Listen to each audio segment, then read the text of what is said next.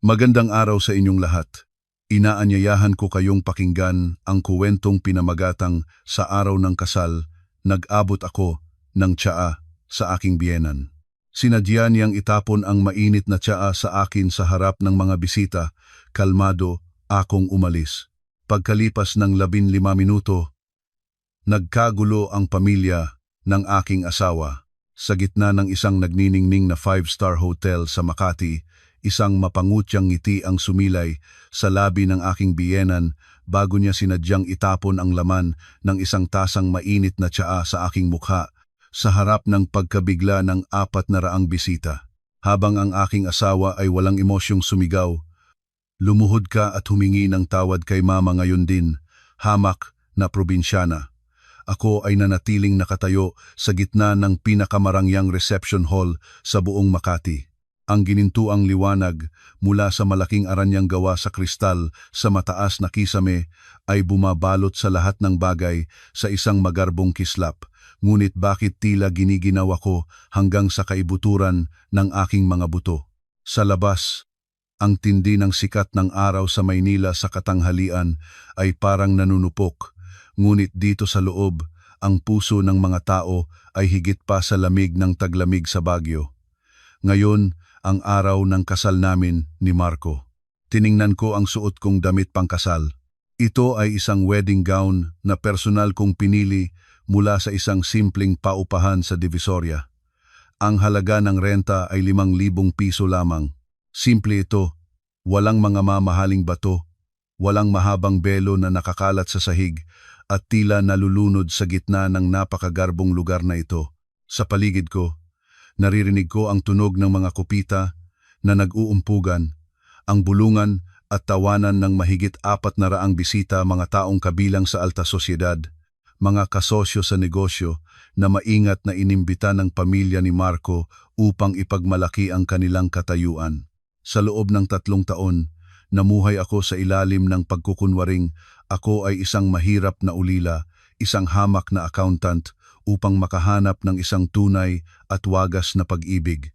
Naniwala akong si Marco na ang lalaking iyon, gamit ang sarili kong pera, palihim akong gumawa ng mga oportunidad, mga malalaking kontrata upang ang maliit na construction firm ni Marco ay maging isang kilalang kumpanya. Akala ko, ngayon ang araw ng pag-ani ng matamis na bunga, ang araw na maaari ko nang sabihin sa kanya ang aking tunay na pagkatao na ako si Elena Reyes, ang kaisa-isang anak ng tagapangulo ng Reyes Group. Ngunit ang buhay ay hindi tulad ng isang panaginip. Dumating ang oras ng seremonya ng tsaa para sa mga magulang. Si Doña Imelda, ang aking biyenan, ay marangyang nakaupo sa isang silyang nababalutan ng pulang velvet sa gitna ng entablado.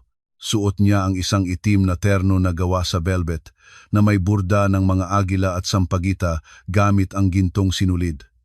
Ang kanyang leeg at mga braso ay punong-puno ng mga nagniningning na alahas na ginto. Ang kanyang makeup ay makapal, ngunit hindi nito maitago ang nakakunot niyang noo. Isang tingin ng paghamak ang ipinukol niya sa akin nang makita niya akong papalapit, dala ang tray ng tsaa. Yumuko ako. Hawak ng 2 kamay ang isang tasang mainit na tsaa at magalang na sinabi, "Mama, heto na po ang tsaa ninyo."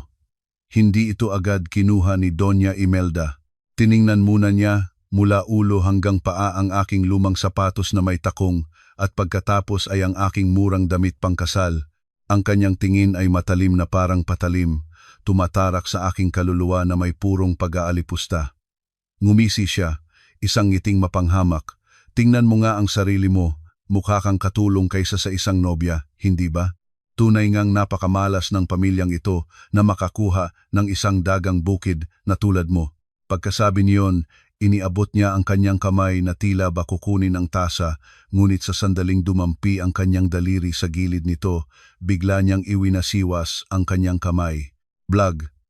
Ang tunog ng nabasag na porselana sa sahig ng entablado ay umalingaw-ngaw.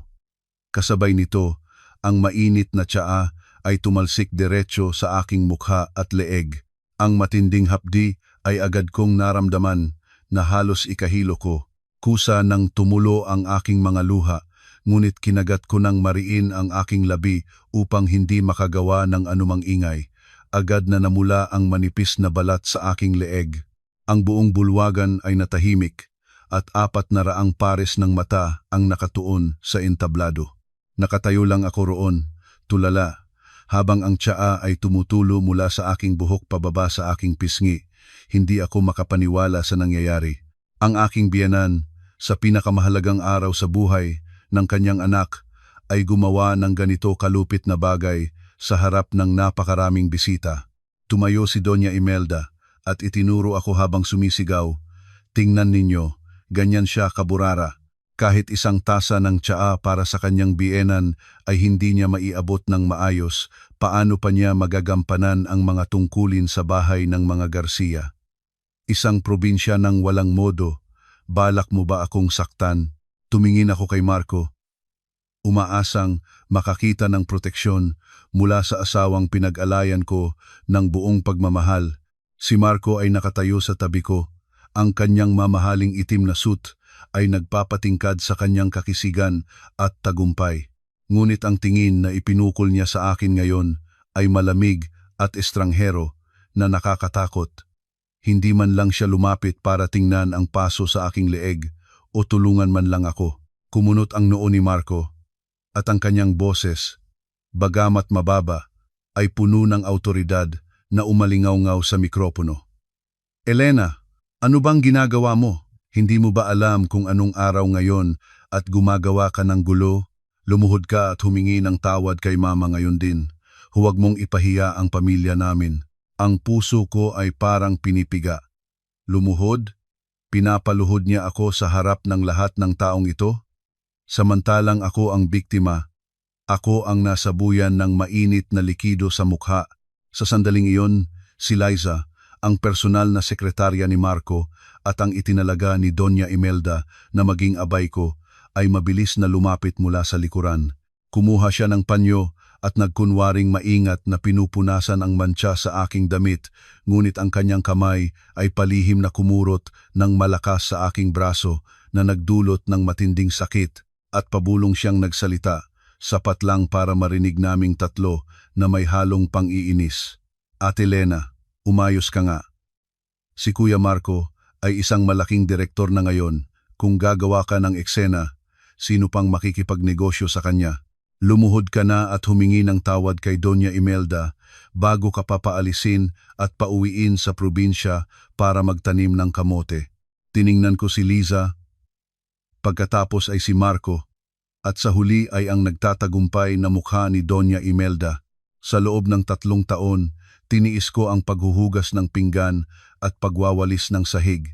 Tiniis ko ang mga masasakit na salita ni Doña Imelda. Tiniis ko ang kalandian ni Liza. Lahat dahil naniniwala akong mahal ako ni Marco. Ngunit sa sandaling ito, bumagsak na ang telon. Ang dula-dulaan tungkol sa isang masayang pamilya na pinilit kong buuin ay tuluyan ng gumuho.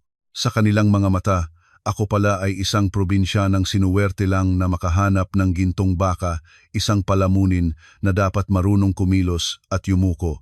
Ang mga sakripisyo ko sa likod ng mga kamera, itinuring nilang karapat-dapat lang. Ang sakit sa aking leeg ay walang-wala kumpara sa sugat sa aking puso. Ngunit, kakatwa, sa sandali ng sukdulang kahihiyan, naramdaman kong naging napakalinaw ng aking isipan. Isang malamig na kahinahunan ang bumalot sa akin. Naintindihan kong ang pag-ibig na matagal ko nang hinahanap ay namatay kasabay ng pagbasag ng tasang iyon. Ang dating Elena, ang mabait at matiising accountant, ay patay na. Ngayon, ang nakatayo sa harap nila ay si Elena Reyes, ang tagapagmana ng Reyes Group. Huminga ako ng malalim. Ang amoy ng mamahaling tsaa na humalo sa pabango ni Liza ay lumikha ng isang nakakasulasok na pakiramdam. Dahan-dahan kong ibinaba ang aking mga kamay at itinayo ang aking likod. Ang bulwagan ay nanatiling tahimik, tanging ang ugong ng aircon at ang mahinang bulungan ng mga bisita sa harap na mesa ang maririnig. Hindi ako iiyak. Hindi ako dapat umiyak. Ang luha ng mahihina ay nagbibigay lamang ng kasiyahan sa iba, habang ang luha ng malalakas ay isang luho na hindi para sa mga hindi karapat-dapat. Kalmado kong inalis ang nakasagabal na belo sa aking ulo. Kinuha ko ang panyo mula sa aking bulsa at dahan-dahang pinunasan ang mga natirang patak ng tsaa sa aking mukha. Ang aking mga kilos ay mabagal at mahinahon, kabaligtaran ng inaasahan ni na Doña Imelda at Marco na takot at pagmamakaawa. Tiningnan ko ang aking relo. Ang luma kong relong may leather strap na araw-araw kong suot. Ang oras ay nasa 11, ang minuto ay nasa 45, 11:45 ng umaga. Sabi ko sa aking sarili, Pamilya Garcia, mayroon pa kayong eksaktong 15 minuto para tamasahin ang tinatawag ninyong karangalan at kayamanan. Nang makitang hindi ako lumuluhod o nagmamakaawa, nagsimulang mawalan ng pasensya si Doña Imelda.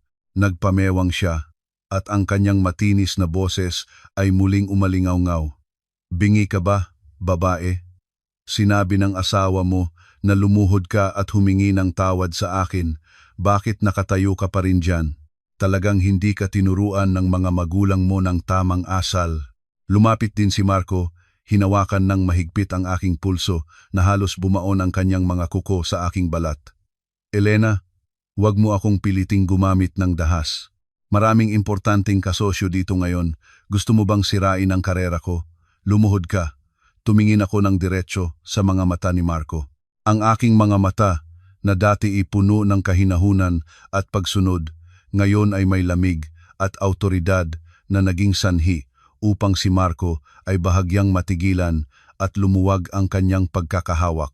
Nagsalita ako ng malinaw at matatag at umalingaw-ngaw ito sa buong bulwagan kahit hindi gumagamit ng mikropono. Ang tsaang ito ay isang pambihirang ancient moonlight tea na ang presyo sa merkado ay ₱250,000 bawat kilo. Ang pinagsama-samang pagkatao ninyong lahat ay hindi pa rin karapat-dapat sa halaga ng isang tasang ito na inialok ko, kaya huwag na ninyong pag-usapan pa ang pagpapaluhod sa akin. Ang aking mga salita ay parang isang baldeng malamig na tubig na ibinuhos sa buong pamilya Garcia. Napanganga si Doña Imelda, nanlalaki ang mga mata. Si Liza, na nakatayo sa tabi, ay hindi makapaniwala sa kanyang narinig. Si Marco naman ay namula ang mukha sa galit at kahihiyan. Anong sabi mo? Ganyan ka kung makipag-usap sa nanay ko? Nababaliw ka na ba? Sigaw ni Marco. Ngumisi ako, isang ngiting mapang-asar sa sarili kong katangahan sa loob ng 3 taon. Dahan-dahan kong inalis ang singsing sa aking daliri. Isang manipis na singsing na ginto na may maliit na bato na binili ni Marco para sa akin. Sinabi niya noon, ito muna ang isuot mo. Babawi ako sa iyo sa susunod. Hawak ko ang singsing, itinaas ito upang makita ng lahat at pagkatapos ay binitawan. Ting, ang singsing ay bumagsak, tumama sa mga basag na piraso ng tasa sa sahig, lumilikha ng isang malamig at tiyak na tunog. Naiwan itong nakahandusay sa gitna ng basang tsaa, ordinaryo at mura, tulad ng kasal na ito. Ibinabalik ko ito sa iyo, sabi ko, na may kahinahunan sa boses. Tapos na ang dula-dulaang ito. Ako, si Elena Reyes, ay opisyal na ipinapawalang bisa ang kasal na ito mula sa sandaling ito. Ako at ang pamilya Garcia ay wala ng anumang ugnayan. Sa ibaba ng entablado, nagsimulang lumakas ang bulungan. Anong nangyari sa nobya? Bakit niya kinakansela ang kasal sa entablado? Masyado kasing mapang-api ang pamilyang ito. Kung ako yan, aalis din ako. Pero anong karapatan niyang magsalita ng ganyan? Tingnan mo. Mukha siyang pulubi. Nakita ni Liza na nawawalan na ng kontrol ang sitwasyon, kaya mabilis siyang tumakbo at kinuha ang mikropono para subukang magsalba. Mga Ginoo at ginang, si Ate Lena po ay hindi stable ang isip ngayon. Siguro dahil sa pressure ng pagiging manugang sa isang mayamang pamilya, kaya kung ano-ano na ang sinasabi. Pasensya na po kayo. Tumahimik ka, sigaw ko. Pinuputol ang sinasabi ni Liza. Tumingin ako sa kanya, isang tingin na tila tumatagos sa kanyang kaluluwa. Akala mo ba hindi ko alam na may lihim kayong relasyon ni Marco sa loob ng 6 na buwan? Ang bestidang suot mo ay binili gamit ang pera ng kumpanya. At kung saan galing ang perang iyon, Sigurado akong hindi mo alam. Pero si Marco, alam na alam niya. Namutla si Marco, nagsimulang mamasa ang kanyang noo sa pawis.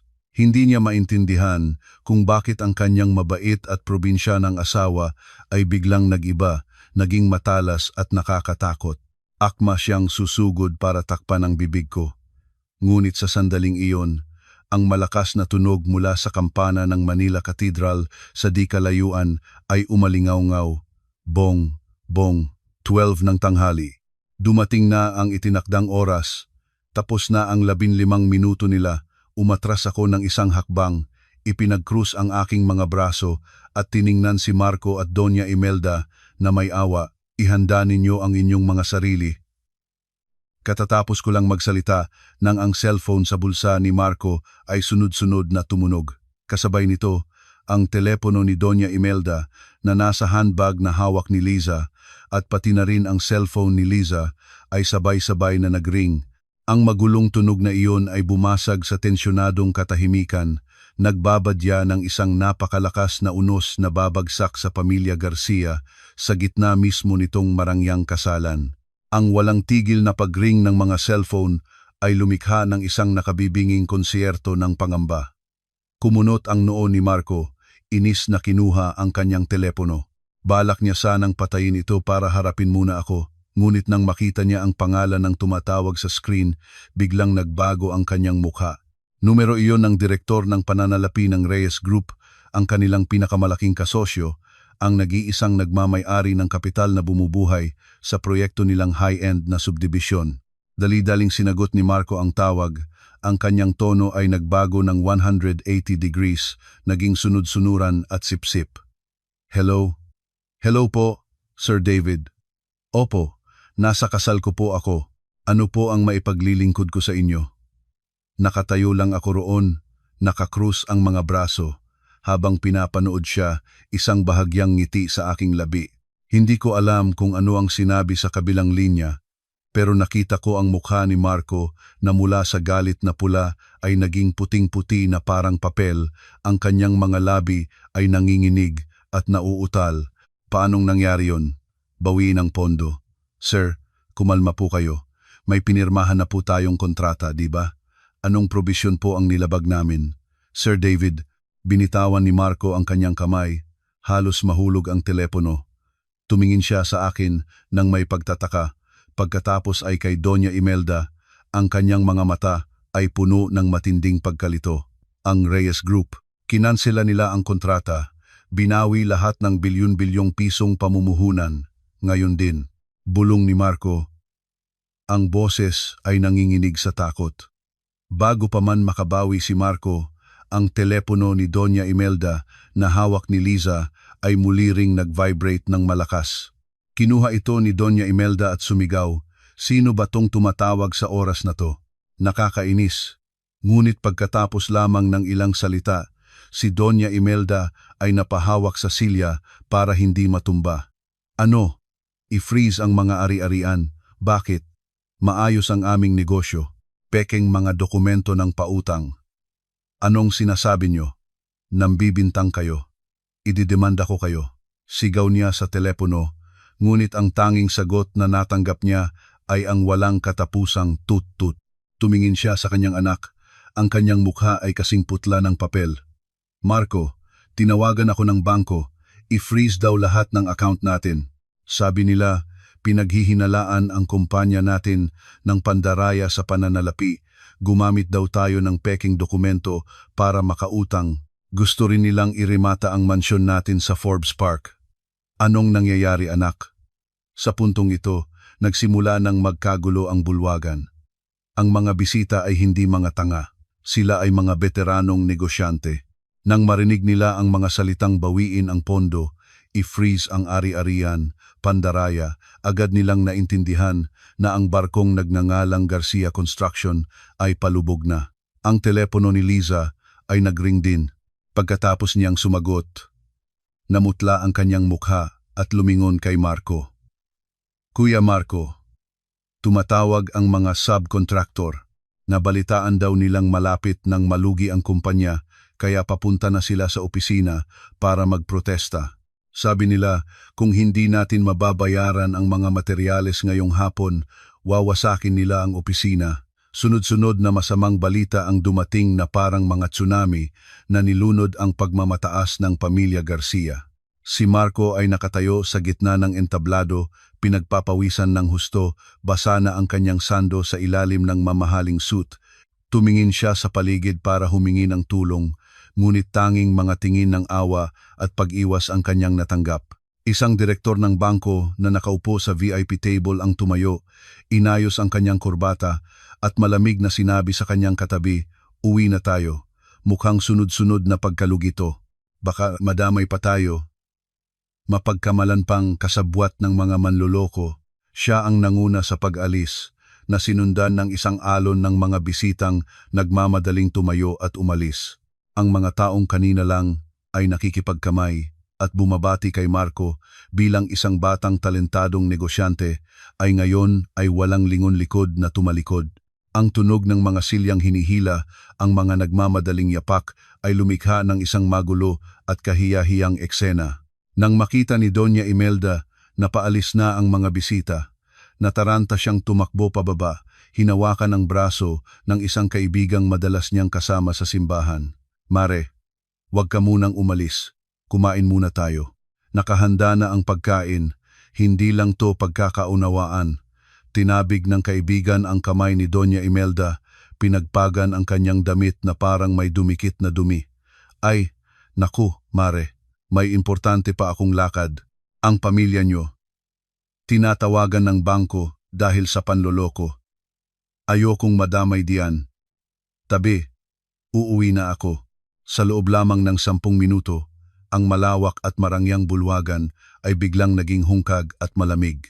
Ang mga mesang puno ng masasarap na pagkain na hindi man lang nagalaw ay nanatiling malamig at nakatiwangwang.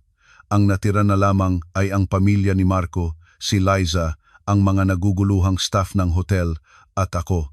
Tumingin muli si Marco sa akin, ang kanyang mga mata ay namumula at puno ng ugat.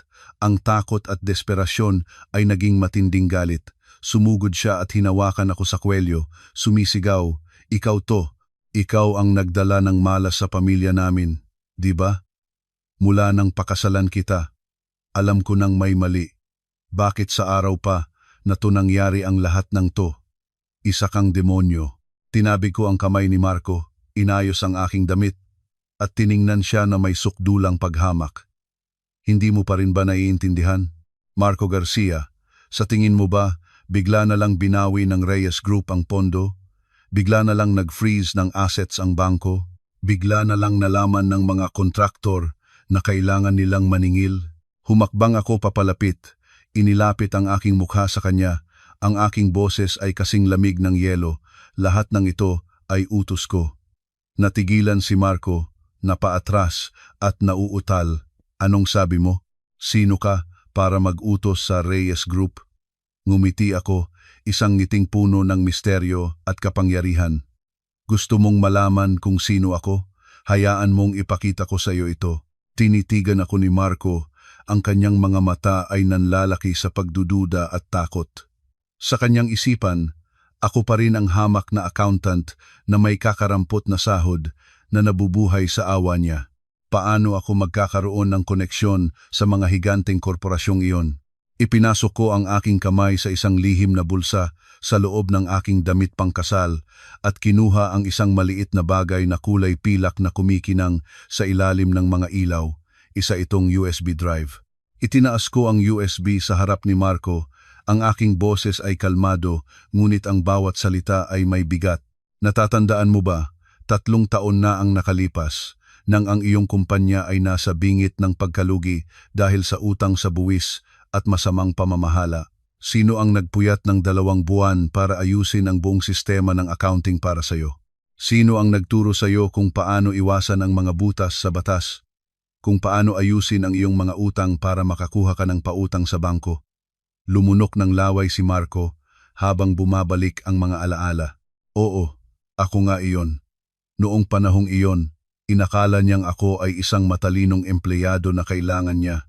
Ginamit niya ang aking kaalaman nang walang ni isang sentimong bonus." "Ikaw," bulong ni Marco, Oo, ako nga, pagpapatuloy ko. Tumigas ang boses. Ang laman ng USB na ito ay lahat ng ebidensya ng iyong mga ilegal na gawain sa loob ng 3 taon, mula sa pag-iwas sa buwis, pagtatayo ng mga peking kumpanya para sa money laundering hanggang sa pagtitipid sa mga materyales na ginamit mo sa proyektong Sampaguita Towers. Nang marinig niya ang Sampaguita Towers, nawalan ng kulay ang mukha ni Marco. Iyon ang pinakamalaking proyekto niya. At doon din siya pinakamalaki kumupit. Kung mabubunyag ito, hindi lang siya malulugi, kundi makukulong pa habang buhay. Si Liza, na nasa tabi, ay nanginginig sa takot, kumapit ng mahigpit sa braso ni Marco. Kasama rin siya sa pagpeke ng mga dokumento para sa proyektong iyon. Tinatakot mo ba ako? Sinubukan ni Marco na magpakatatag, ngunit ang kanyang nanginginig na boses ay nagtraidor sa kanya. Asawa kita. Kung makukulong ako, mawawala rin sa iyo ang lahat. Hindi mo yan gagawin. Tumawa ako ng malakas. Ang tunog ay umalingaw-ngaw sa tahimik na bulwagan at napakapait. Asawa mo, kakapilit mo lang sa aking lumuhod at hinayaan mong buhusan ako ng mainit na tubig ng nanay mo. Ang pagiging mag-asawa natin ay nagtapos sa sandaling iyon at tungkol sa pagkawala ng lahat sa akin, nagkakamali ka. Lumapit ako sa mesa kung saan nakalagay ang tore ng champagne, kinuha ang mikropono at sinabi ng malinaw ang bawat salita. Hindi lang ako ang gumawa ng iyong mga libro. Ako ang nag-apruba sa lahat ng iyong mga pautang sa aming mga partner na bangko. Ako ang palihim na nagrekomenda sa iyo sa mga malalaking kontraktor. Kung wala ako, sa tingin mo ba ang isang taong walang talento na marunong lang magpasarap sa buhay at sumipsip ay makakaupo sa silyang iyan ng pagiging direktor? Ngayon lang nakabawi si Doña Imelda. Sumugod siya, sinusubukang agawin ang USB sa aking kamay. Bruha ka, ibigay mo sa akin yan.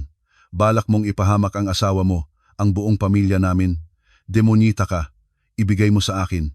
Mabilis akong umiwas, kaya't si Doña Imelda ay napasubsob sa sahig. Ang kanyang mamahaling itim na terno ay nadumihan ng alikabok at mukha siyang kaawa-awa. Inay, sigaw ni Marco at ng kapatid niyang si Marites, at tumakbo sila para tulungan siyang tumayo. Tumingin si Marco sa akin. Ang kanyang mga mata ay puno ng galit na parang gusto niya akong patayin. Kapag ang isang hayop ay nasukol, ito ay nanlalaban. Nawala na ang kanyang pagkukunwaring disente at lumabas na ang kanyang tunay na pagkatao. Hayop ka. Kung hindi mo ibibigay yan, huwag mo akong sisisihin kung magiging malupit ako. Bubugbugin kita hanggang sa isuka mo ang USB na yan. Itinaas ni Marco ang manggas ng kanyang damit at sumugod sa akin. Si Liza at Marites ay sumunod din, balak na hawakan ako para bugbugin ni Marco. Inakala nilang ako pa rin ang mahina at nag-iisang babae na kilala nila. Nakatayo lang ako, hindi natitinag, hawak pa rin ng mahigpit ang USB. Nagbilang ako sa aking isipan. 3, 2, 1. Blag. Ang malaking pinto ng bulwagan ay bumukas ng malakas, isang malakas na hangin ang pumasok, dala ang presensya ng mga bagong dating. Natigilan si Marco. Ang kanyang kamao ay nasa ere pa. Ang buong pamilya Garcia ay lumingon sa pinto. Mula sa labas, isang matandang lalaki na may puting buhok ngunit tuwid pa rin ang tindig, na nakasuot ng isang formal na suit, ang pumasok. Sa likod niya ay 20 bodyguard na nakaitim na suit at salamin, matatangkad na parang mga pader. Mabilis silang kumalat, bumuo ng 2 hanay ng proteksyon, nag-iwan ng isang daanan sa gitna. Ang mayordomo ay naglakad ng may tiwala. Ang tunog ng kanyang sapatos ay umalingaw-ngaw sa sahig na marmol. Naglakad siya patungo sa entablado. Ang kanyang matalim na tingin ay dumaan sa grupo ni Marco na naging dahilan upang sila'y matakot at umatras. Huminto siya sa harap ko, ipinatong ang kanang kamay sa kaliwang dibdib, yumuko ng 42 degrees, at ang kanyang malalim at magalang na boses ay umalingaw-ngaw. Senyorita, narito na po ako para sunduin kayo. Ang buong bulwagan ay tila huminto sa paghinga. Sina Marco, Doña Imelda, Marites at Liza ay nakatayo na parang mga estatwa na panganga. Nakilala nila ang lalaking ito. Ito si Mang Quinto, ang maalamat na mayordomo ng pamilya Reyes na madalas lumabas sa mga business magazine kasama ang chairman, kilala bilang kanang kamay at tapat na lingkod. Bakit nandito si Mang Quinto at bakit siya yumuyuko sa akin? Ang mahirap na manugang na kani-kanila lang ininsulto. Bakit ninyo siya tinatawag na senyorita? Dahan-dahang itinaas ni Mang Quinto ang kanyang ulo. Ang kanyang mukha ay seryoso at malamig nang tumingin siya kay Marco. Isang tingin lang mula sa kanya ay sapat na para manginig si Marco. Wala kang karapatang magtanong, sabi ni Mang Quinto. Ang boses ay hindi malakas ngunit puno ng bigat. Ikaw at ang iyong pamilya ay nagkamit ng pinakamalaking pagkakamali sa inyong buhay nang maglakas loob kayong saktan ang nag-iisang tagapagmana ng chairman ng Reyes Group. Tagapagmana ng Reyes Group, bulong ni Doña Imelda. At pagkatapos ay parang tinamaan ng kidlat. Sumigaw siya. Imposible! Ulila si Elena. Nakatira siya sa inuupahang apartment at nagmomotorsiklo. Paano siya magiging senyorita ng Reyes? Nagkakamali kayo. Siguradong nagkakamali kayo. Humakbang ako at tumayo sa tabi ni Mang Quinto.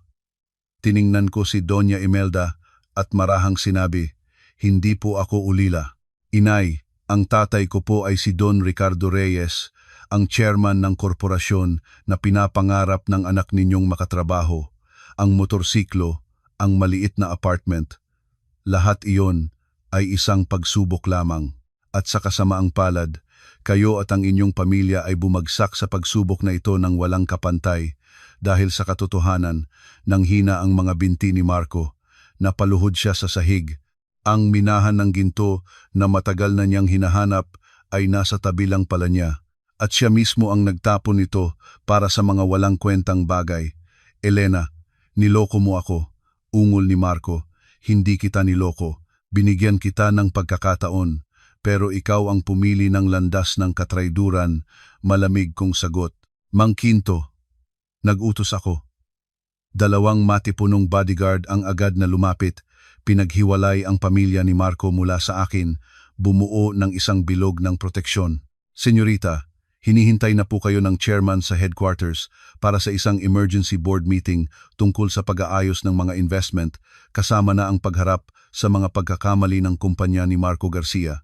Nakahanda na po ang sasakyan sa labas. Ulat ni Mang Quinto. Tumango ako. Sige, tara na. Mang Quinto, masyadong marumi ang hangin dito. Hindi ako makahinga. Tumalikod ako at naglakad palabas. Ang aking murang damit pangkasal ay biglang nagmukhang elegante nang suotin ko ito na may kasamang aura ng isang tunay na may-ari. Paglabas ko sa lobby, isang makintab na itim na Rolls-Royce Phantom na may plakang puro 8 ang naghihintay. Isang chopper na may puting guwantes ang mabilis na tumakbo para buksan ang pinto sa likod, yumukod ng may paggalang. Pumasok ako sa kotse, umupo sa malambot na upuan, naramdaman ang kaaya-ayang lamig ng aircon. Ang pinto ng kotse ay sumarado nang may katiyakan, tuluyang humiwalay sa akin mula sa maingay at mapagkunwaring mundo sa likod. Sa madilim na bintana ng kotse, nakita kong tumatakbo papalabas si Marco at ang kanyang pamilya. Kinakalampag ni Marco ang bintana. Sumisigaw ng pangalan ko sa desperasyon. Ang kanyang mukha ay baluktot sa pagsisisi at takot. Si Doña Imelda naman ay napaupo sa sahig at umiiyak, habang si Liza ay mabilis na nagtago sa karamihan para takasan ang responsibilidad.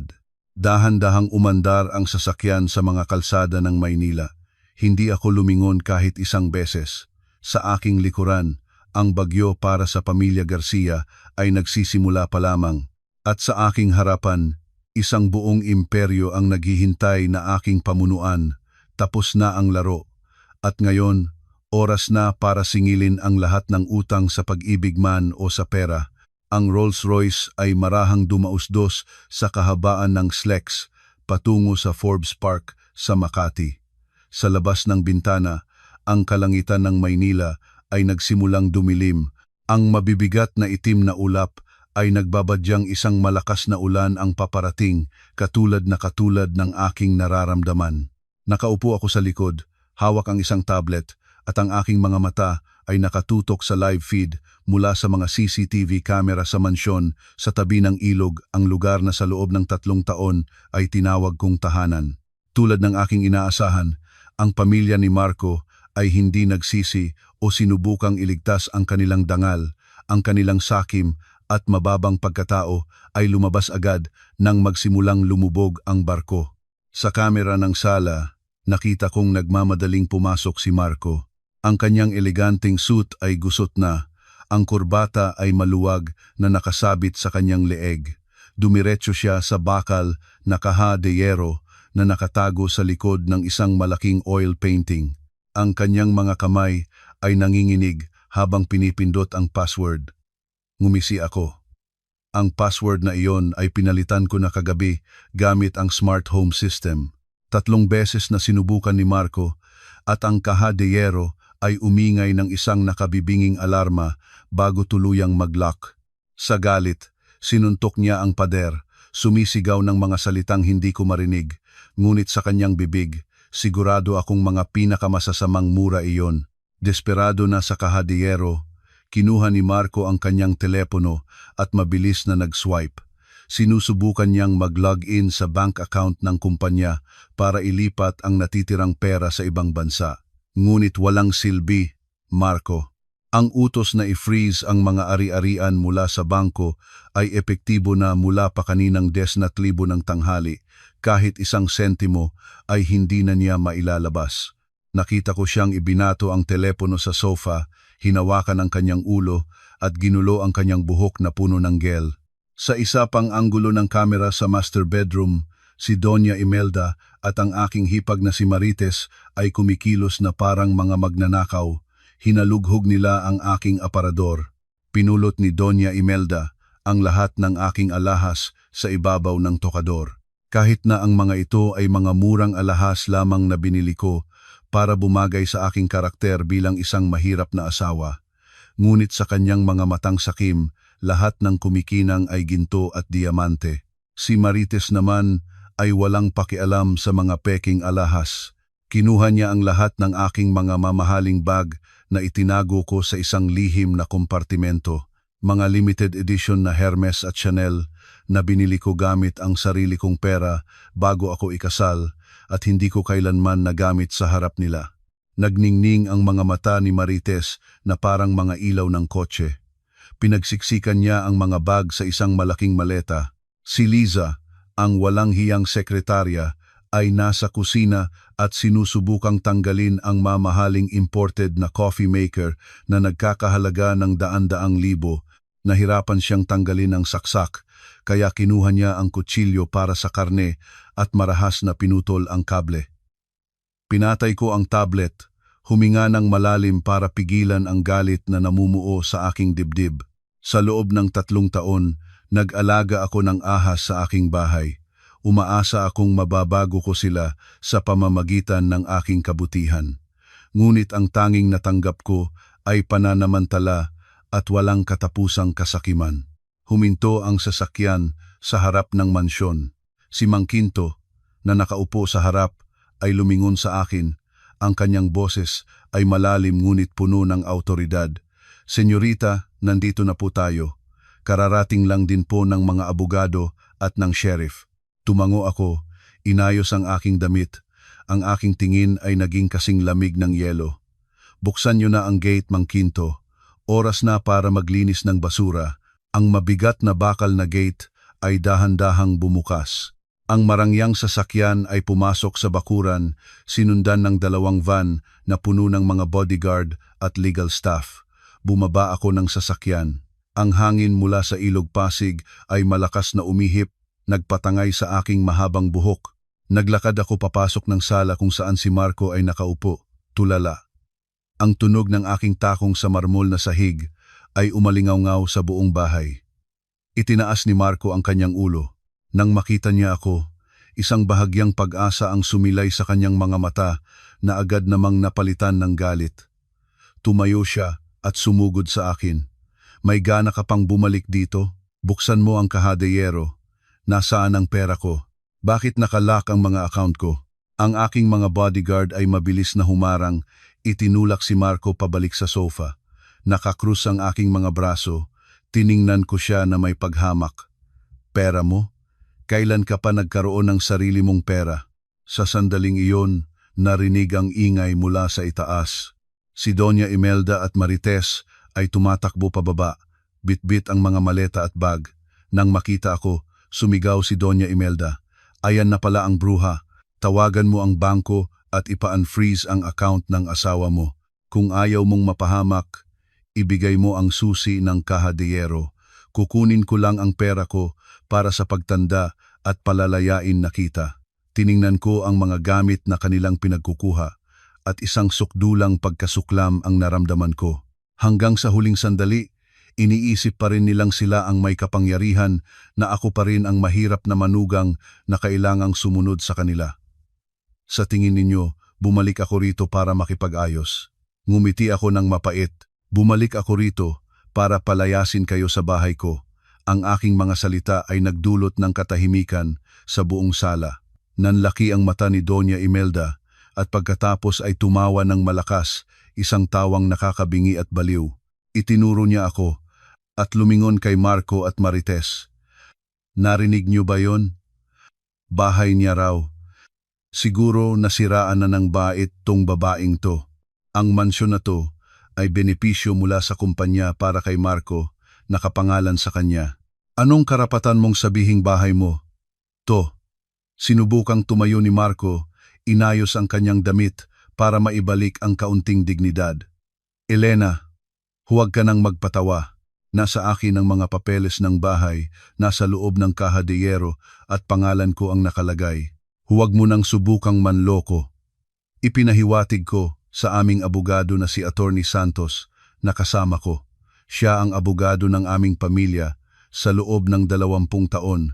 Lumapit siya, ipinatong ang kanyang briefcase sa mesa, binuksan ito at kinuha ang isang makapal na folder at isang kulay rosas na titulo. Itinulak ni Attorney Santos ang titulo papunta kay Marco. Ang kanyang boses ay matatag. Ginoong Garcia, pakitingnan po ng mabuti. Ito po ang orihinal na titulo ng lupa at ng bahay na ito. Ang kopya na nasa inyo ay isang notarized photocopy lamang kasama ang isang kontrata ng pagpapahiram ng bahay.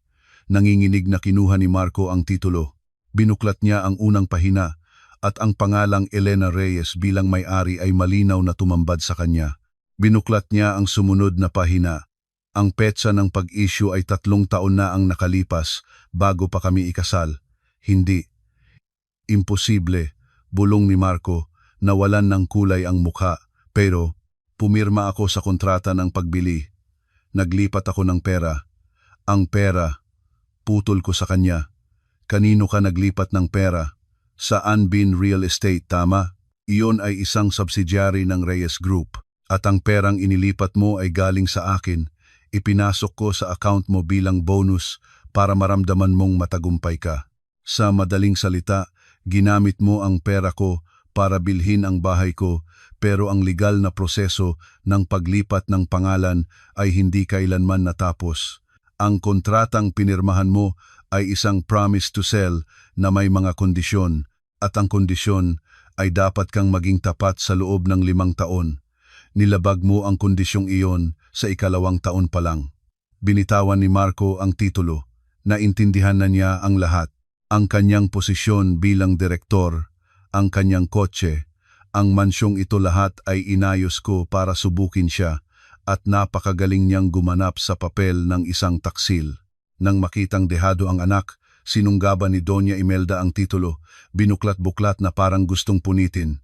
Manloloko, niloko mo ang anak ko. Hindi ako naniniwala.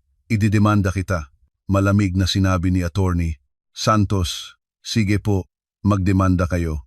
Pero ipinapaalala ko lang po, laban sa legal team ng Reyes Group, ang kasong ito ay maaaring tumagal ng 10 o 20 taon.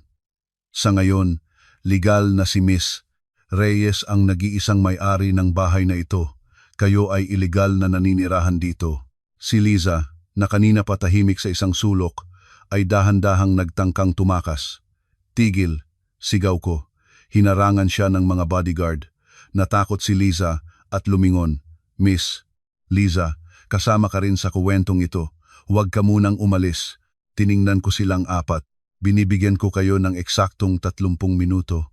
Kunin ninyo ang lahat ng tunay na pag-aari ninyo at umalis na kayo sa pamamahay ko. Pagkatapos ng 30 minuto, lahat ng maiiwan dito ay ituturing na basura at itatapon. Sumigaw si Marites, nagdadabog. 30 minuto?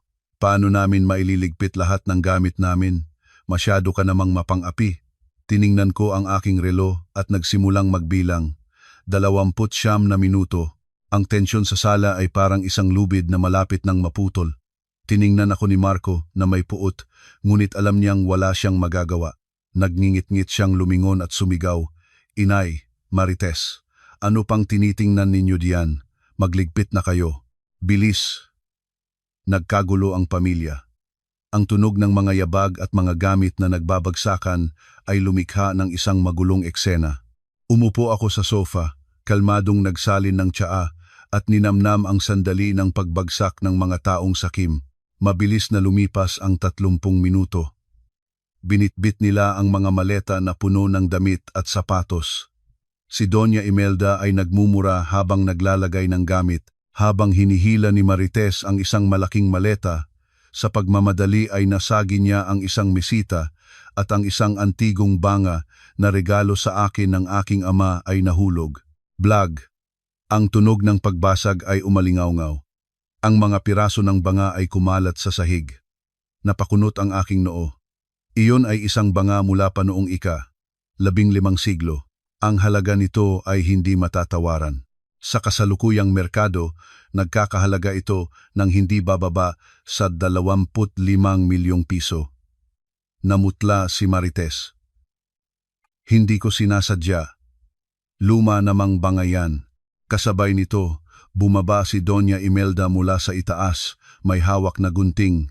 Pinagugupit niya ang aking mga mamahaling damit. Kung hindi ko makukuha, sisirain ko na lang. Para magdusa ka, bruha, sigaw niya sa kabaliwan. Tumayo ako at umiling. Ang kanilang kamangmangan at galit ay lalo pa silang ibinaon sa kumunoy. Attorney, Santos, please take note of this, maikli kong sabi. Tumango si Attorney Santos. Isang grupo ng mga appraiser ang pumasok, may dalang mga kamera. Kinunan nila ng litrato ang nabasag na banga at mga sirang damit. Pagkatapos ng 10 minuto, isang resibo ang inilagay sa harap ni Marco, Ginoong Garcia. Sabi ni Attorney Santos, ang kabuang pinsala na dulot ng inyong pamilya ay isang antigong banga, 25 milyong piso, 15 mamahaling damit, 20 milyong piso, at iba pang pinsala sa ari-arian. Ang kabuuan ay 40 milyong piso. Hawak ni Marco ang papel, nanginginig. 40 milyon? Nananakawan niyo ba kami? Yung mga basurang yan, ganyan kamahal? Lumapit ako. Kinuha ang isang piraso ng mamahaling tela. Kung hindi alam ng nanay mo ang halaga ng mga ito, hindi ko siya sisisihin, ngunit ang kamangmangan niya ay may presyo. 40 milyon ay bawas na iyan. Wala akong pera, bulong ni Marco. Alam kong wala kang pera. Ngumiti ako ng malamig, kaya kukunin namin ang bayad sa ibang paraan. Nagutos ako sa mga bodyguard. Agad nilang kinuha ang Rolex sa kamay ni Marco, ang susi ng kanyang Mercedes sa bulsa, at ang mga alahas na suot ni Doña Imelda. Anong ginagawa niyo? Magnanakaw. Sigaw ni Doña Imelda. Sinusubukang protektahan ang kanyang kuwintas, ngunit mabilis silang natalo. Ang Mercedes S-Class, ang Rolex, at ang mga alahas. Sapat na yan. Para sa 4 milyon. Quits na tayo, sabi ko. Palabasin na sila. Walang awang itinulak ng mga bodyguard sina Marco, Doña Imelda, Marites, at Liza palabas. Ang kanilang mga gamit ay inihagis sa basang sahig. Nagsimulang bumuhos ang malakas na ulan. Ang gate ay sumarado sa harap nila, hinihiwalay ang marangyang mundo sa loob mula sa malamig na katotohanan sa labas. Sa CCTV, nakita ko silang 4 na nakatayo sa ilalim ng ulan. Si Doña Imelda ay napaupo sa putik, umiiyak. Si Marco ay nakatitig sa saradong gate. Ang luha at ulan ay magkahalo. Si Marites at Liza ay nanginginig, yakap ang kanilang mga basang bag. Tumalikod ako at pumasok sa bahay. Walang kahit katiting na awa sa aking puso. Ito ay panimula pa lamang. Mahaba pa ang tatahakin nila. At ang ulan na ito ay hindi pa ang pinakamalamig na mararanasan nila. 3 araw ang lumipas. Nagpadala sa akin ang isang private investigator ng isang makapal na folder na may mga litratong kuha sa kasalukuyang kalagayan ng pamilya ni Marco. Nakaupo ako sa aking malamig na opisina sa pinakamataas na palapag ng Reyes Tower, humihigop ng mainit na kape habang tinitingnan ang bawat larawan. Matapos paalisin sa mansyon at kunin ang lahat ng kanilang mahahalagang ari-arian, wala na silang mapupuntahan. Walang pera, nakalock ang mga bank account at tinalikuran ng mga kaibigan at kasosyo. Sa huli, napilitan silang umupa ng isang sira-sirang silid sa isang eskinita malapit sa isang estero sa Tondo. Ang mga larawan ay nagpapakita ng isang hilera ng mga barong-barong, mga pader na may lumot at amag, at mga bubong na yari sa kalawangin at pinagtagpi-tagping yero. Ang daan papasok ay puno ng basura at maitim na tubig kanal na kahit sa larawan ay naaamoy ko ang masangsang na kabahuan. Ang inuupahan nilang kwarto ay mga 15 metro kwadrado lamang, masikip at maalinsangan. 4 na matatanda ang nagsisiksikan sa maliit na espasyong iyon. Walang malambot na kama, kundi isang manipis na banig sa malamig na sementadong sahig. Nabasa ko sa ulat ng investigador na nagsimula na ang matinding awayan. Kahapon ng umaga, narinig ng mga kapitbahay ang malakas na sigawan mula sa kanilang kwarto. Si Doña Imelda, dahil hindi na makatiis sa hirap, ay ibinunton ang lahat ng kanyang galit kay Liza. Inaakusahan niya si Liza bilang ang may dala ng malas, ang ahas na umakit sa kanyang anak na iwanan ang asawa na nagresulta sa kanilang paghihirap. Buwisit kang babae ka, umalis ka dito, dahil sayo nawala lahat sa amin. Kung hindi nakinig sayo si Marco, hindi sana nagalit ng todo si Elena, sigaw ni Doña Imelda habang inihahagis ang walis tingting kay Liza. Si Liza, na hindi na nagpapanggap na maamo, ay nagpakita ng tunay na kulay. Tinabig niya ang walis at sumagot ng pabalang. Hoy matanda, huwag mo akong pinagbibintangan. Ikaw ang nag-udyok kay Kuya Marco na iwanan si Ate Elena. Ikaw ang nagtapon ng mainit na tsaa sa kanya. Ngayon ako ang sinisisi mo? Biktima rin ako ng pamilya ninyong manloloko. Si Marites naman ay umiiyak sa isang sulok. Nagrereklamo tungkol sa pagkain at sa mga kaibigang tumalikod sa kanya. Ayaw niyang magtrabaho, kaya lalo lang nagiging tensyonado ang sitwasyon. At si Marco, ang haligi ng tahanan, ay isa na ngayong lasenggo. Mula nang mapaalis, ginamit niya ang natitirang barya para bumili ng murang lambanog. Lasing siya buong araw para takasan ang katotohanan. Kapag lasing, binubugbog niya si Liza, sinisisi ang lahat maliban sa kanyang sarili. Nakasulat din sa ulat na si Liza ay nagsimula ng makipag-ugnayan sa ibang mga lalaki, mga nagpapanggap na mayaman na nakilala niya sa mga bar para makahanap ng bagong matatakbuhan. Suklam na siya kay Marco na para sa kanya ay isa ng basurahan. Isinara ko ang folder at napabuntong hininga. Birds of the same feather flock together. Nang mawala ang pera at kapangyarihan, ang tinatawag na tunay na pag-ibig sa pagitan ni na Marco at Liza ay lumabas na isang murang transaksyon lamang. Ngunit alam kong hindi titigil si Marco. Siya ay sakim at mayabang. Kapag nasukol, lalabas ang pagiging hayop niya. Gagawa siya ng paraan para makabalik, kahit pa sa pinakamababang paraan. At tulad ng inaasahan ko, nagring ang telepono sa aking mesa. Isang hindi kilalang numero, pero alam kong si Marco iyon. Gumagamit siya ng bagong SIM dahil blinak ko na ang dati niyang numero. Tiningnan ko ang nagriring na telepono, isang ngiti ang sumilay sa aking labi. Hello, Elena, ako to, si Marco. Ang boses niya sa kabilang linya ay paos, tila nagsisisi. Huwag mong ibaba, please. Gusto ko lang makipag-usap sa iyo sa huling pagkakataon. Sumandal ako sa aking silya, malamig ang boses. May dapat pa ba tayong pag-usapan? Akala ko ba masaya ka na sa piling ng bago mo? Humikbi si Marco, isang peking iyak. Nagkamali ako, Elena. Ilang araw na akong parang patay. Na-realize kong tanga ako dahil pinakawalan kita. Iniwan na ako ni Liza, sinabing mahirap na ako kaya humanap na siya ng iba. Ikaw na lang ang natitira sa akin. Patawarin mo na ako. Tumahimik ako, hinayaan siyang magpatuloy sa kanyang pag-arte. Nang makitang hindi ako sumasagot, inilabas na niya ang kanyang alas. Elena, noong paalis kami, hindi ko sinasadyang nadala ang isang bagay na sayo, ang larawan ng nanay mo. Yung lumang litrato na laging nasa tabi ng kama mo. Alam kong importante yon sayo. Gusto kong isauli. Kumirot ang puso ko. Ang larawan ni Mama ang nag-iisang alaala ko sa kanya. Noong umalis ako, hinalughog ko ang kwarto pero hindi ko nakita. Akala ko'y nawala. Ang demonyong ito pala ang kumuha para gamitin laban sa akin. Nasaan yan? Mariin kong tanong, pinipigilan ang galit. Nasa Karaoke King, ako sa Timog Avenue. Punta ka dito. Room 303. Gusto ko lang ibigay sa'yo ng personal at humingi ng tawad, tapos aalis na ako, sabi ni Marco. Puno ng pagsusumamo. Alam kong isang patibong ito, at ang Karaoke King ay kilalang pugad ng mga masasamang loob, ngunit hindi ko maaaring pabayaan ang larawan ng aking ina. At higit sa lahat, gusto kong makita kung ano ang kanyang binabalak. Sige, pupunta ako. Pero subukan mo lang gumawa ng kalokohan, magsisisi ka.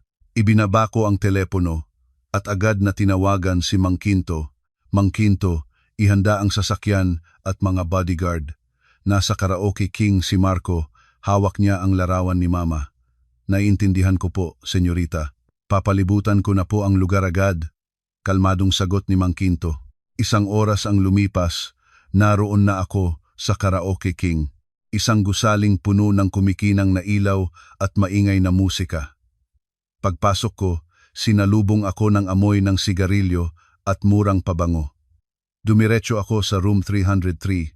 2 bodyguard ang nasa likod ko, habang ang iba ay nakapuwesto na sa mga labasan. Binuksan ko ang pinto. Madilim sa loob at patay ang musika. Nakaupo si Marco sa sofa, may isang bote ng alak na kalahati na lang ang laman, pero hindi siya nag-iisa. Sa tapat niya ay isang matabang lalaki, kalbo, na may pilat sa mukha. Siya si Hagorn, isang kilalang loan shark at siga sa lugar. Nang makita ako ni Hagorn, nagningning ang kanyang mga mata. Dinilaan niya ang kanyang labi habang tinitingnan ako mula ulo hanggang paa. Hello, Miss Ganda. Matagal na kitang naririnig, ngayon lang kita nakita. Hindi ko siya pinansin, diretso ang tingin kay Marco. Nasaan ang larawan ni Mama? Tumayo si Marco, mapula ang mukha dahil sa alak, ngunit ang kanyang mga mata ay puno ng katusuhan. Ngumiti siya. Easy lang, mahal. Ipinapakilala ko sa iyo, si Boss Hagorn, isang big-time na negosyante. Humahanga siya sa iyo. Gusto kanyang imbitahan sa isang inuman. Malamig kong sinabi, wala akong panahon para dyan. Ibigay mo ang larawan at aalis na ako. Lumapit si Marco at bumulong. Elena, may utang akong 20 milyon kay Boss Hagorn. Sabi niya, kung papayag kang makasama siya ngayong gabi, babawiin na niya ang utang ko. Tulungan mo ako bilang pagtanaw ng utang na loob sa 3 taon nating pagsasama. Ano ba namang mawawala sa'yo? Ang yaman-yaman mo na. Ang maruming alok niya ay nagdulot sa akin ng matinding pagkasuklam. Ipagbibili niya ang dati niyang asawa para makabayad sa utang. Sa tingin mo, isa akong produkto na pwede mong ibenta? Tiningnan ko siya. Matalim ang mga mata. Tumayo si Hagorn, may hawak na baso ng alak at lumapit. Relax ka lang, miss. Inom ka muna, tapos mag-usap na tayo. Promise, dahan-dahan lang ako. Inalok niya ang baso sa akin. Naamoy ko ang matapang na amoy ng pampatulog na hinalo sa alak. Isang napakababaw na patibong. Tiningnan ko ang baso, pagkatapos ay ang mukha ni na Marco at Hagorn. Isang misteryosong ngiti ang sumilay sa aking labi. Sige, iinom ako. Kinuha ko ang baso, ngunit sa halip na inumin, bigla kong ibinuhos ang laman nito sa mukha ni Hagorn. Aray! Sigaw ni Hagorn nang pumasok ang alak sa kanyang mga mata. Natarantang sumugod si Marco. Anong ginawa mo? Baliw ka na ba? Sinampal ko si Marco nang malakas kaya't napaupo siya sa sahig. Kayo ang mga baliw, malamig kong sabi. Maglakas loob kayong gumawa ng patibong sa susunod na tagapangulo ng Reyes Group. Gusto nyo na bang mamatay? Bumukas ang pinto. Si Mang Quinto at ang mga bodyguard ay pumasok, hawak ang mga stun gun. Ang sitwasyon ay biglang nagbago sa isang iglap. Bumagsak muli ang pinto ng VIP room, ihiwalay ang espasyo sa loob. Mula sa ingay ng karaoke king, ang amoy ng alak at sigarilyo ay nakakasuka. Sa harap ko, si Marco at Hagorn ay nakatitig sa baso ng alak sa aking kamay. Ang kanilang mga mata ay nagpapakita ng pananabik ng isang mangangaso na naghihintay sa kanyang biktima. Itinaas ko ang baso. Alam kong may pampatulog ito. Napakababa at napakalupit ng plano ni Marco. Gusto niya akong gawing pambayad utang. Tiningnan ko si Marco, ang lalaking minsan kong minahal, na ngayon ay isang demonyo. Ngumisi siya, iniisip na wala na akong kawala. Huminga ako ng malalim, tinipon ang lahat ng aking pagkasuklam at galit sa aking kanang kamay. Swish! Ang likido ay tumalsik sa mukha ni Hagorn. Aray! Pitingi na! Mata ko! Sigaw niya, napahawak sa kanyang mukha at napaupo sa sofa. Tumayo si Marco na parang tinamaan ng kidlat. Elena! Nababaliw ka na ba? Sinaktan mo si Boss Hagorn. Sumugod siya para sampalin ako. Ngunit mas mabilis ako. Umikot ako at isang malutong na sampal ang dumapo sa kanyang kaliwang pisngi. Pak! Ang tunog ay umalingaw-ngaw sa silid. Napahawak si Marco sa kanyang namumulang pisngi, nakatingin sa akin na may halong pagkabigla at matinding galit. Ang lakas ng loob mong saktan ako? Ngayong gabi, dito ka mamamatay. Boss Hagorn, tawagin mo na ang mga tauhan mo, tapusin na yan.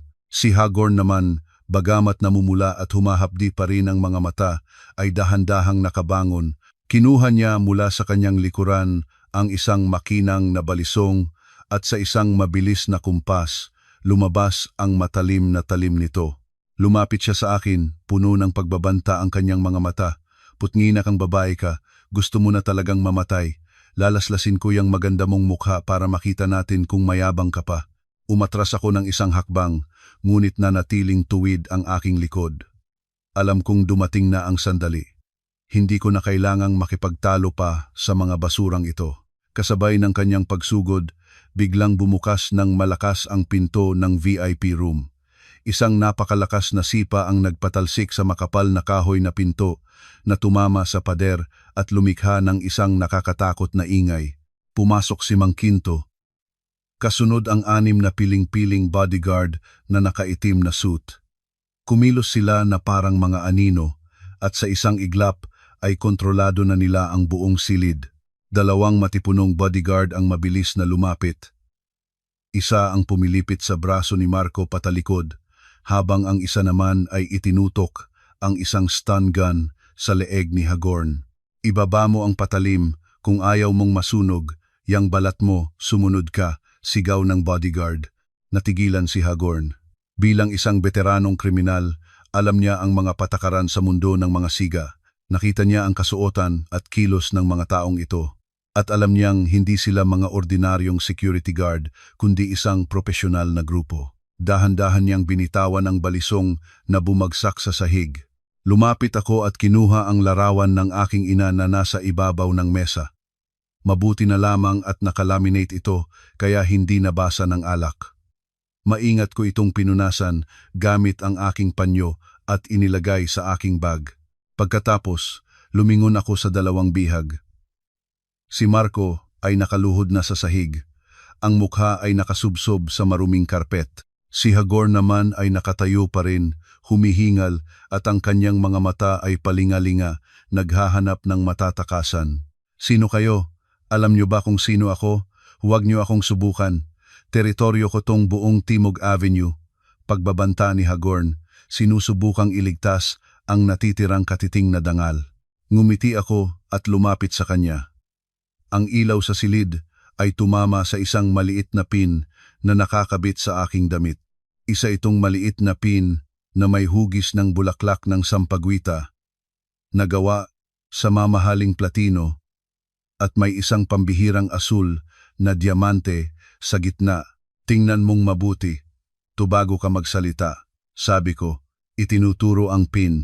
Pinaningkitan ni Hagorn ang kanyang namamagang mga mata. Nang matamaan ng kanyang tingin ang simbolo ng sampagitang may asul na diamante, biglang nagbago ang kanyang mukha. Malakas siyang napalunok at ang pawis ay nagsimulang mamuo sa kanyang noo. Nanahimik ang buong silid. Tanging ang malakas na paghinga ni Hagorn ang maririnig. Nakatitig siya sa pin sa aking dibdib na parang nahipnotismo.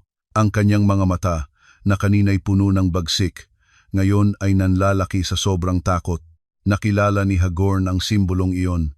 10 taon na ang nakalipas, noong siya ay isang hamak na utusan pa lamang na tinutugis ng kanyang mga kaaway sa pantalan. Isang lalaking sakay ng Rolls-Royce na may ganitong simbolo ang nagligtas sa kanya, nagbigay sa kanya ng pangalawang pagkakataon. Ang lalaking iyon ay ang chairman ng Reyes Group, ang aking ama. Ang alaala ng taong tumulong sa kanya at ang kapangyarihan ng pamilya Reyes ay nakatatak sa kanyang isipan.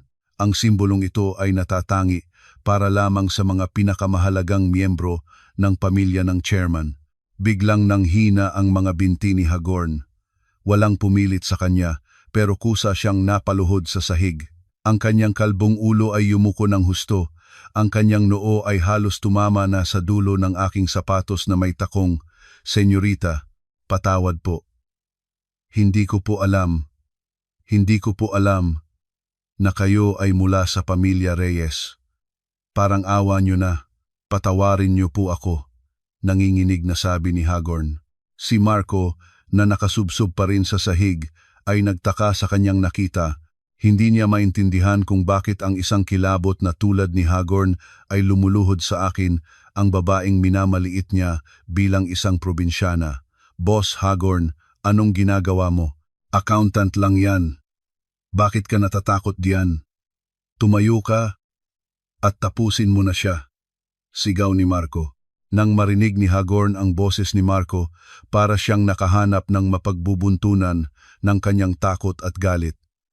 Nag-angat siya ng tingin, at ang kanyang mga mata ay nanlilisik na tumingin kay Marco. Tumayo siya at sunod-sunod na sinampal si Marco. "Pak, pak, pak, tingina mo, pinahamak mo ko, niloko mo kung galawin ang isang prinsesa ng Reyes Group. Sabi mo probinsyana lang siya na walang pamilya, papatayin kita." Habang nananampal ay nagsisigaw si Hagorn. Ang mga sampal ay nag-iwan ng mga marka sa mukha ni Marco at ang dugo ay nagsimulang tumulo mula sa kanyang ilong at bibig. Nahilo si Marco at wala ng lakas para sumigaw. Nakahiga na lamang siya habang tinatanggap ang mga suntok. Nakatayo lang ako, nakakrus ang mga braso, malamig na pinapanood ang away ng mga aso. Nagbigay ng senyas si Mang Quinto at 2 bodyguard ang lumapit para awatin si Hagorn. Ibinalik siya sa pagkakaluhod sa harap ko. "Tama na," sabi ko. Mabilis na yumuko si Hagorn. "Opo, senyorita. Ako po ang mali. Lahat po ito ay dahil sa hayop na yan." Sinabi niyang may utang siya sa aking 20 milyon at dahil wala siyang pambayad, ibinenta niya sa akin ang kanyang asawa. "Sumpa man ni isang hibla ng buhok ninyo ay hindi ko ginalaw. Patawarin niyo po ako." Tumingin ako sa kanya, walang emosyon sa aking mga mata. "Alam mo ba kung ano ang pinakakinasusuklaman ng aking ama?" Nanginginig si Hagorn. "Opo, ang kinasusuklaman po ng chairman ay katrayduran at pang-aapi sa mga kababaihan." "Tama," tumango ako. "Ngayon, ginawa mo ang parehong iyon. Nakipagsabwatan ka sa isang taksil para ipahamak ako. Ngunit, dahil tinupad mo ang iyong pangako noon na hindi guluhin ang mga proyekto ng Reyes Group, bibigyan kita ng isang pagkakataon para makabawi." Para namang nabigyan ng pag-asa si Hagorn. "Kahit ano po, senyorita, kahit tumalon pa ako sa kumukulong mantika, gagawin ko po." Itinuro ko si Marco na nakahandusay sa sahig, Pagkatapos ay ang mga bote ng mamahaling alak. Mahilig siyang uminom at mahilig siyang maglagay ng pampatulog sa inumin ng iba. Ako ay isang taong makatarungan. Give and take lang yan. Lumingon ako kay Mang Quinto. Mang Quinto, mag-order ka pa ng 10 bote ng pinakamatapang na alak sa bar na to. Pagkatapos ay tumingin ako kay Hagorn at nag-utos, ang trabaho mo ay tulungan ang dati kong asawa na ubusin ang 10 bote na yan dito mismo. Walang dapat matapon ni isang patak. Painumin mo siya hanggang sa maintindihan niya ang pakiramdam ng pinipilit uminom. Naintindihan agad ni Hagorn ang gusto kong mangyari. Tumayo siya at sinuntok ang kanyang dibdib. Huwag kayong mag-alala, senyorita. Ako na po ang bahala dito. Aalagaan kong mabuti si Ginoong Marco. Nang marinig ito ni Marco, nagpumiglas siya. 10 bote ng matapang na alak? Ang pag-inom niyon ay tiyak na kamatayan. Sinubukan niyang magsalita. Nagmamakaawa. Elena, wag. Mamamatay ako. Parang, awa mo na. Alam kong mali ako. Hindi ko na siya tiningnan pa. Tumalikod ako at lumabas ng silid. Mang Quinto, umuwi na tayo. Masyadong maingay dito. Opo, senyorita. Naglakad ako palayo. Iniwan sa likod ang mga desperadong sigaw ni Marco at ang mga utos ni Hagorn na nagsisimula ng ipatupad ang aking parusa. Habang nasa loob ng Rolls-Royce na marahang bumabaybay sa mga nagniningning na kalsada ng Quezon City, ang isip ko ay naiwan pa rin sa room 303. Kahit na umalis na ako, alam ko kung ano ang nangyayari doon. Wala akong naramdamang kasiyahan, kundi isang malamig na pakiramdam. Ang pagpaparusa ay kailangan, ngunit ito rin ang masakit na pagtatapos sa isang relasyong minsan kong pinahalagahan. Sa loob ng karaoke room, si Hagorn ay masugid na isinasagawa ang aking utos. Alam niyang ito ang tanging paraan para manatili siyang buhay at mapanatili ang kanyang kapangyarihan. Ang pakikipag-away sa pamilya Reyes ay katumbas ng pagpirma sa sarili niyang hatol. Hinawakan ng 2 tauhan ni Hagorn si Marco, pinaupo sa sofa. Sa harap niya ay 10 bote ng alak na nakahilera. Bukas na ang mga takip at ang amoy ng alak ay napakatapang. O tol, inom na para lumamig ang ulo mo, sabi ni Hagorn. Kinuha ang unang bote, sinabunutan si Marco, at ibinuhos ang alak sa kanyang bibig. Cough! Cough! Nasamid si Marco. Dumaloy ang alak sa kanyang lalamunan at ilong na nagdulot sa kanya ng matinding pagubo. Ngunit hindi tumigil si Hagorn. Pinisil niya ang pisngi ni Marco para pilitin itong lumunok. Ang mainit na likido ay parang apoy na sumusunog sa kanyang sikmura. Isang bote. Nagdilim ang paningin ni Marco. Nagsimula siyang sumuka sa sahig kasama ang laman ng kanyang sikmura. Ang maasim na amoy ay humalo sa alak, isang nakakadiring tanawin. Huwag mong sayangin yan, ngumisi si Hagorn. Kinuha ang pangalawang bote. Sinabi ni senyorita na walang dapat matapon. Nag-utos si Hagorn sa kanyang mga tauhan na muling buhatin si Marco at ipainom ang pangalawa at pangatlong bote. Nagpumiglas si Marco, ngunit wala siyang laban. Umiyak siya. Ang luha ay humalo sa alak na dumadaloy sa kanyang damit. Elena, patawarin mo na ako. Ungol niya, ngunit walang nakarinig. Pagdating sa ikalimang bote, si Marco ay parang isang lantang gulay na, nawalan siya ng malay, nanginginig ang katawan at bumubula ang bibig. Hindi na kaya ng kanyang sikmura. Tumigil si Hagorn. Alam niyang kung ipagpapatuloy pa niya, mamamatay si Marco at ayaw niya ng gulo. At higit sa lahat, hindi naman iniutos ni Elena na patayin siya. Gusto lang niyang turuan ito ng leksyon. Sige na, isukan niyo na yan. Tapos tawagan niyo ng ambulansya, utos ni Hagorn. Binitawan ng mga tauhan si Marco at bumagsak siya sa sahig. Walang malay. Sa St. Luke's Medical Center, makalipas ang 1 oras, ang sirena ng ambulansya ay bumasag sa katahimikan. Si Marco ay isinugod sa emergency room, kritikal ang kondisyon, acute alcohol poisoning at internal bleeding. Nagmamadali ang mga doktor at nurse. Umiling ang doktor nang makita ang resulta ng blood alcohol content ni Marco. agad siyang nag-utos ng gastric lavage. Isang tubo ang ipinasok sa lalamunan ni Marco para sipsipin ang lason na ipinainom sa kanya.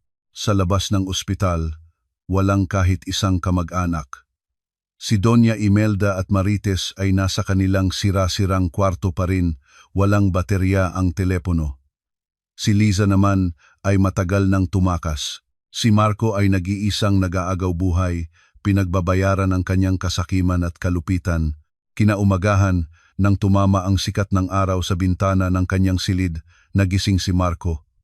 Ang kanyang ulo ay kumikirot, ang lalamunan ay tuyo, at ang tiyan ay humahapdi. Tumingin siya sa puting kisame.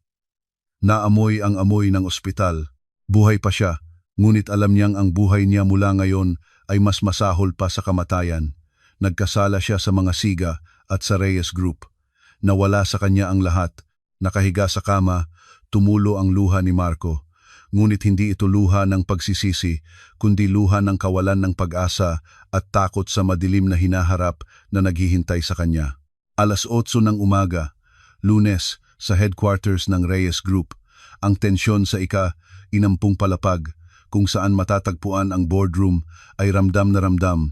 Ngayon ang araw ng aking opisyal na pagpapakilala bilang Executive Vice President, ang hahawak ng kapangyarihan habang ang aking ama ay nagpapagamot sa ibang bansa. Pumasok ako sa boardroom. Ang tunog ng aking takong ay umalingaw-ngaw. Suot ko ang isang puting power suit. Nakatali ang aking buhok. Wala nang bakas ng dating Elena na sunod-sunuran. Ako na ngayon ang Iron Lady ng mundo ng negosyo. Ang 15 miyembro ng board ay tumayo at yumuko sa aking pagpasok. Umupo ako sa upuan ng tagapangulo. Maaari na kayong umupo, sabi ko. Matapos ang mabilis na ulat, sinimulan ko na ang aking agenda. Ngayon, mayroon akong isang mahalagang desisyon tungkol sa paglilinis ng ating business environment. Ang aking sekretarya ay namahagi ng mga folder. Ito ay isang kumpletong blacklisting order laban sa Garcia Construction at kay Mr. Marco Garcia, pahayag ko. Binuklat ng mga miyembro ang folder. Nakalista roon ang lahat ng kasalanan ni Marco. Mula ngayon, matigas kong sabi, pinuputol na ng Reyes Group ang lahat ng ugnayan sa Garcia Construction. At ipapaalam natin sa lahat ng asosasyon at bangko na sinumang makikipag-ugnayan sa kanila ay ituturing na kalaban ng Reyes Group. Puputulin din natin ang relasyon sa kanila. Ito ay isang death sentence sa industriya. Ang salita ng Reyes Group ay batas.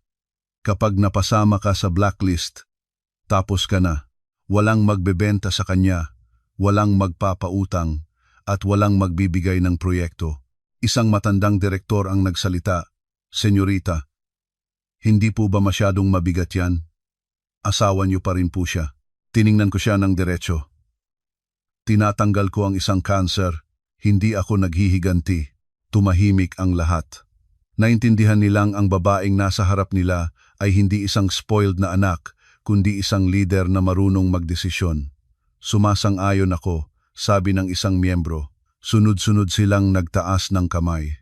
Ang blacklisting order ay naaprubahan. Samantala, sa ospital, kagigising lang ni Marco nang makatanggap siya ng tawag mula sa dati niyang assistant. Hello, Sir Marco, patay na po tayo. Naglabas po ng blacklisting order ang Reyes Group. Nag-pull out na po lahat. Wala na pong natira. Paalis na rin po kami sa opisina. Wala na po tayong lahat. Nabitawan ni Marco ang telepono. Alam niya ang ibig sabihin ng blacklist. Ibig sabihin, burado na siya sa mundo ng negosyo. Napapikit siya, 2 hibla ng luha ang dumaloy.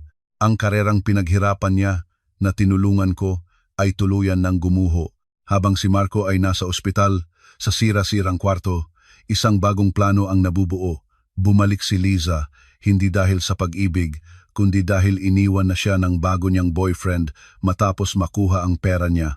Puno ng galit, binalikan niya ang pamilya Garcia. Tiningnan niya si Doña Imelda na kumakain ng malamig na instant noodles. Tita, gusto niyo po bang mabawi ang lahat? Bulong ni Liza. Nagkaroon ng pag-asa sa mga mata ni Doña Imelda. Paano? Napakayaman na niya. Ngumisi si Liza. Wala tayong pera, pero may bibig tayo. Gagamitin natin ang social media. Magpapanggap tayong biktima. Ang mga Pilipino, maawain sa mahihirap, galit sa mayayaman. Anong ibig mong sabihin? Mag-livestream po tayo, sabi ni Liza. Sasabihin nating si Elena ay isang masamang manugang, nangaapi ng biyenan at ng babae. Umiyak lang kayo ng umiyak, tita. Mas madrama, mas maganda. Nagustuhan ni Doña Imelda ang ideya. Mahilig siyang umarte at galit na galit siya sa akin. Sige, sisirain ko siya. Ipapakita ko sa lahat ang tunay niyang kulay. Nagsimula silang maghanda. Pinagsuot ni Liza si Doña Imelda ng pinakasira niyang damit, nilagyan ng abo ang mukha para magmukhang kaawa-awa at ginawang mas magulo at marumi ang kwarto. Nang gabing iyon, sa Facebook account ni Marites, nagsimula ang livestream, ang titulo, Ang Katotohanan, tungkol sa chairwoman ng Reyes Group, ang manugang na ipinagtabuyan ang kanyang bayanan. Nagsimula agad ang pag-arte ni Doña Imelda, umiiyak siya. Tulungan niyo po kami. Ang manugang ko, si Elena Reyes, napakasama niya. Minahal ko siya na parang tunay na anak, pero hikbi, ng babae siya, tapos pinalayas kami. Ginamit niya ang pera niya para saktan kami. Si Liza, nagpapanggap na kapitbahay, ay nagsalita. Totoo po yan. Nakakaawa si nanay. Matanda na, pero kumakain lang ng noodles. Samantalang ang manugang niya, nasa mansyon, ni isang sentimo hindi binibigay. Mabilis na kumalat ang video. Maraming naniwala at nagsimulang batikusin ako. Ang views ay umabot sa libo-libo. Sa aking opisina, ipinakita sa akin ng aking sekretarya ang live stream. Miss Elena, sinisiraan po kayo. Kailangan po ba nating ipatanggal? Tiningnan ko si Doña Imelda at ngumiti ng malamig. Hayaan mo sila. Kung mas mataas ang lipad, mas masakit ang pagbagsak.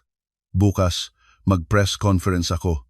Binuksan ko ang aking drawer at kinuha ang isa pang hard drive.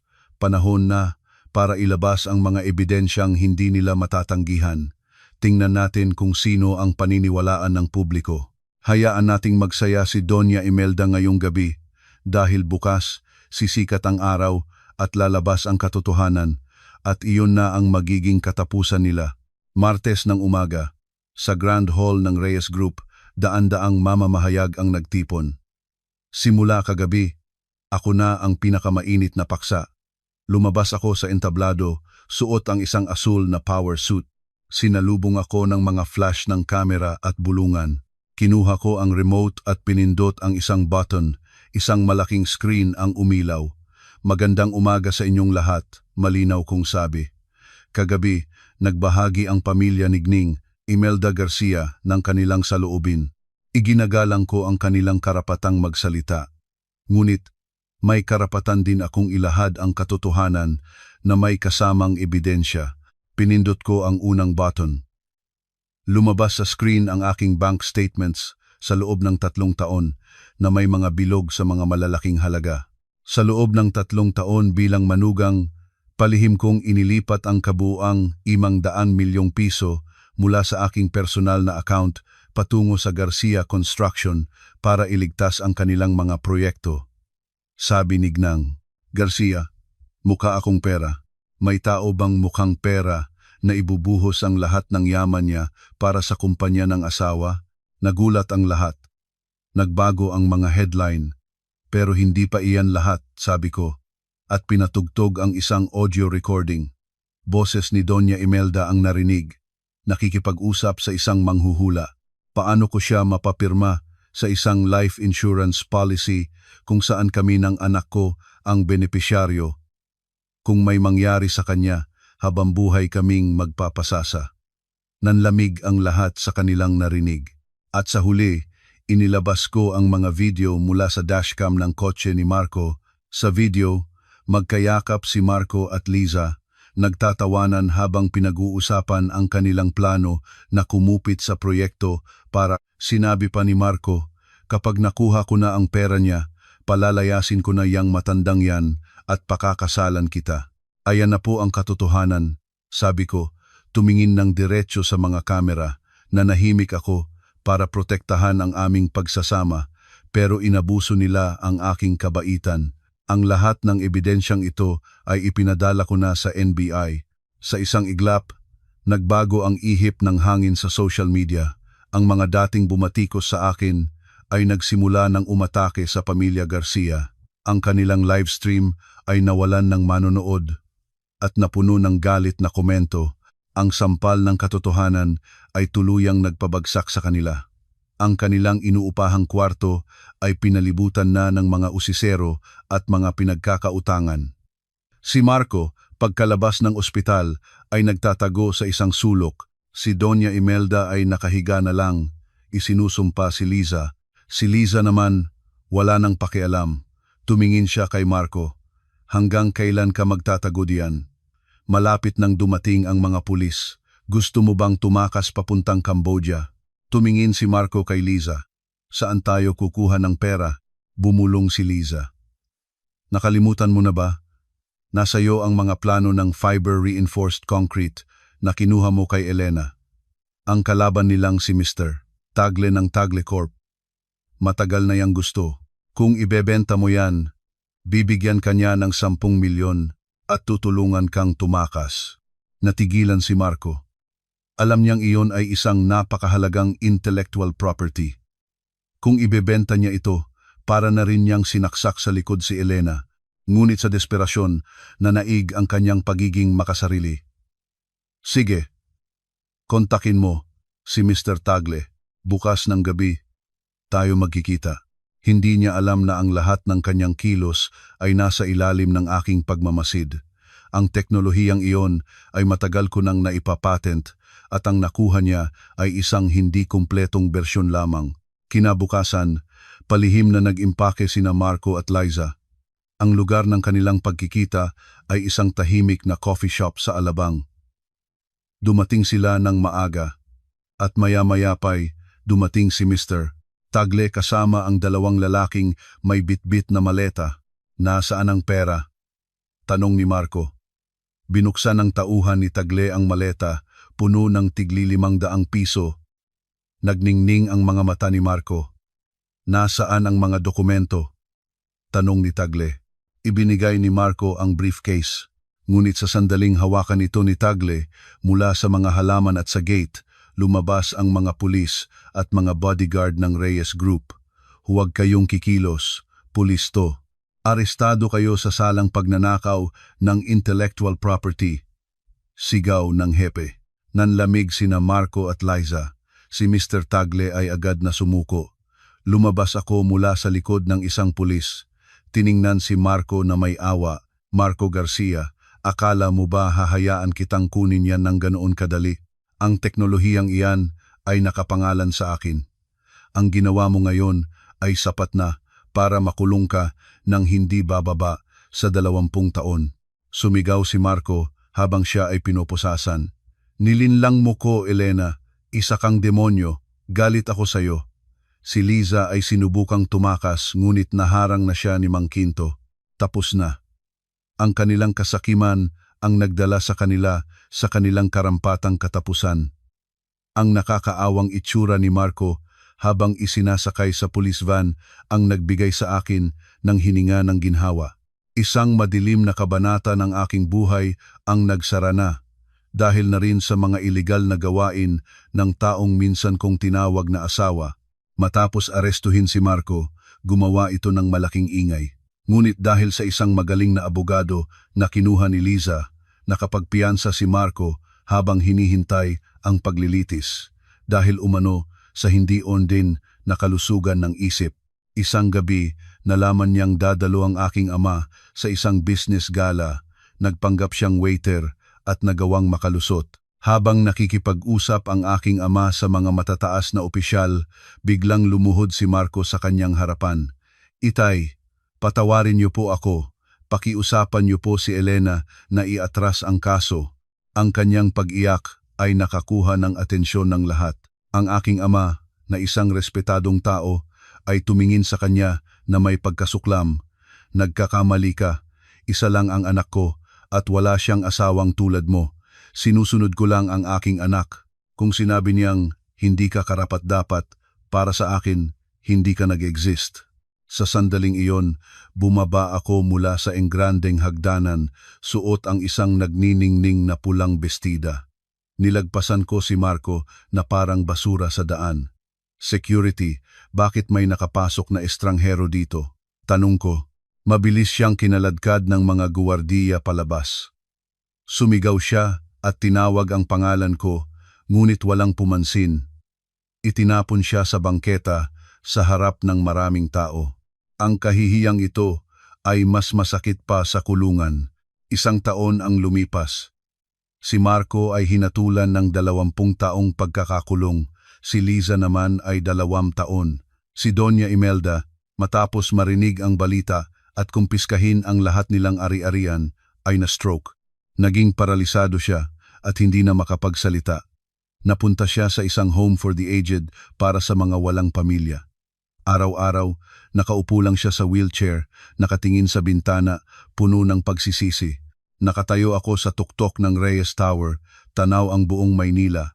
Lumapit si Mang Quinto. Senyorita, handa na po ang sasakyan. Oras na po para sa inyong Entrepreneur of the Year Award. Ngumiti ako. Tara na, Mang Quinto. Marami pang magagandang bagay ang naghihintay. Natutunan ko ang isang mahalagang aral. Ang katotohanan ay maaaring pagtakpan, ngunit hindi ito mawawala. Ang mga taong nabubuhay sa kasinungalingan ay malulunod sa sarili nilang patibong. Pumasok ako sa elevator, handa para sa mga bagong tagumpay. Ang puso ko ay wala ng puwang para sa galit, kundi para sa pagnanais na palaguin pa ang imperyo ng Reyes. Nagtapos na ang kwento ng nagpapanggap na mahirap na manugang, ngunit ang paglalakbay ng chairwoman na si Elena Reyes ay nagsisimula pa lamang. Kagalang-galang na mga tagapakinig, may mga sakit na hindi kailangang isigaw, kailangan lang maunawaan. Maraming salamat sa inyong pagsubaybay. Huwag kalimutang mag-subscribe para sa mga susunod pang kwento kung saan ang bawat tadhana ay nag-iiwan ng isang aral sa buhay.